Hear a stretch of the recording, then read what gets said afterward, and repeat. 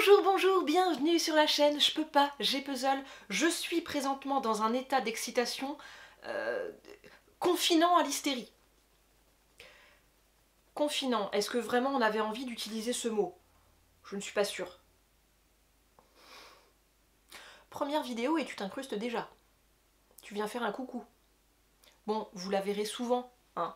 Pour les personnes qui ne me connaissent pas du tout, cette petite panthère s'appelle Papaye. C'est la plus belle de toutes les panthères. Je suis vraiment ravie de vous retrouver aujourd'hui dans la toute première vidéo de cette nouvelle chaîne YouTube dédiée au puzzle, au cas où c'était pas tout à fait clair. Je pense que vous allez être plusieurs à débarquer sur cette chaîne sans me connaître, donc faisons une petite présentation. Julie, trentenaire bretonne qui travaille sur le web depuis plusieurs années après avoir été juriste suite à des études de droit. J'ai plusieurs passions dans la vie, les puzzles évidemment, bon bah sinon je ne serais pas là, mais aussi la cuisine, Game of Thrones, les poilus, les animaux, hein. Je préfère le préciser, nous sommes sur internet. Revenons-en, si vous le voulez bien, à la passion qui nous intéresse ici, à savoir les puzzles. Alors moi je puzzle depuis très longtemps, depuis de nombreuses années à vrai dire. Déjà petite, j'adorais faire des puzzles. J'ai été longtemps sans en faire, pendant toutes mes études de droit en fait. Bon bah comment te dire que, à part assembler les codes en tout genre, t'assembles pas grand chose d'autre pendant tes études de droit. Je m'y suis remise de manière plus ou moins assidue il y a à peu près 3-4 ans, quand j'en ai eu marre en fait de passer l'intégralité de mes journées ou presque devant un écran, puisque comme je vous l'ai dit, je travaille dans le digital et je ressentais vraiment le besoin d'avoir une activité à côté complètement en dehors des écrans. Et depuis 2 ans, cette passion a pris des proportions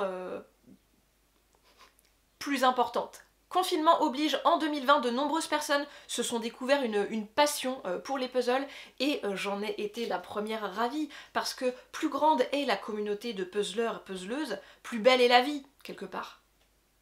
Bien sûr. Mais surtout, plus nombreuses ont été les marques à nous proposer des beaux puzzles modernes avec de belles illustrations et ça, on aime.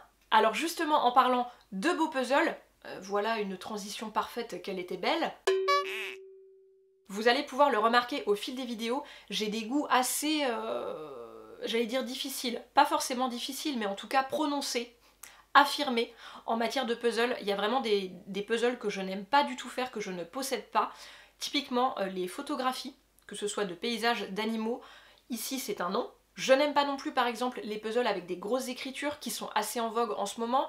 Pour les puzzles sous licence, films, séries, etc., ça dépend. Et c'est tout l'un ou tout l'autre. Il y en a qui me plaisent énormément et que je garde dans ma puzzle tech, vous les verrez dans quelques semaines, et il y en a d'autres...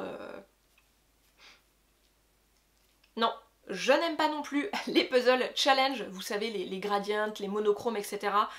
Ça c'est vraiment pas du tout mon dada, vous n'en verrez jamais sur cette chaîne. Si je devais résumer mes goûts en matière de puzzle, on va dire que ma puzzle tech se constitue en majorité d'illustrations modernes et d'illustrations inspirées de l'art naïf. Mais tout ça c'est finalement une question de goût très personnel et si vous appréciez les puzzles que je viens de mentionner, tant mieux, n'en prenez pas offense, faites les puzzles qui vous plaisent. Au niveau du nombre de pièces, les 500 et les 1000 pièces sont les puzzles que je fais le plus, ce sont ceux que j'apprécie le plus.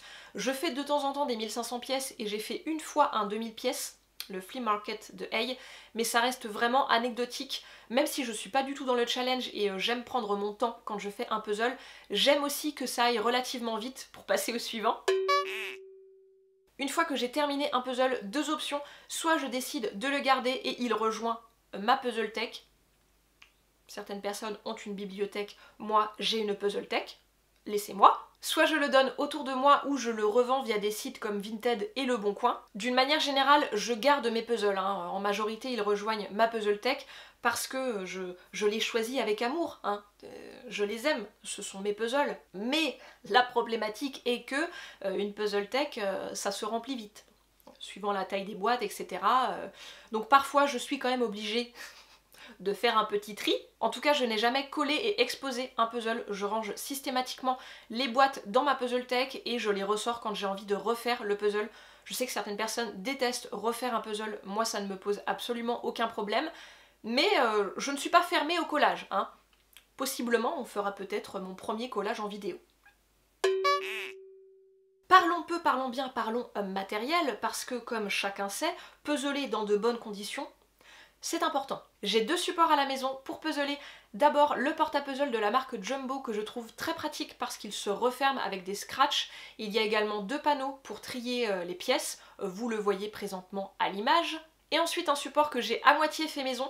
Je suis partie d'un socle en bois que j'ai trouvé et acheté en ligne et ensuite j'ai ajouté par-dessus une toile à peindre que j'ai recouverte d'une feutrine adhésive pour avoir vraiment un grand support oblique. Le gros avantage de ce support oblique, c'est qu'on est très confortable pour puzzler et on évite les maux de dos, de cervicales, etc. qui sont franchement pas agréables. Pour trier mes pièces, j'utilise majoritairement ce grand plateau en métal jaune.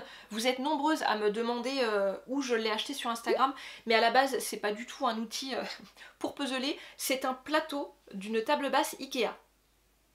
Sinon, dans les objets qui changent la vie des puzzleurs, puzzleuses, je demande la lampe.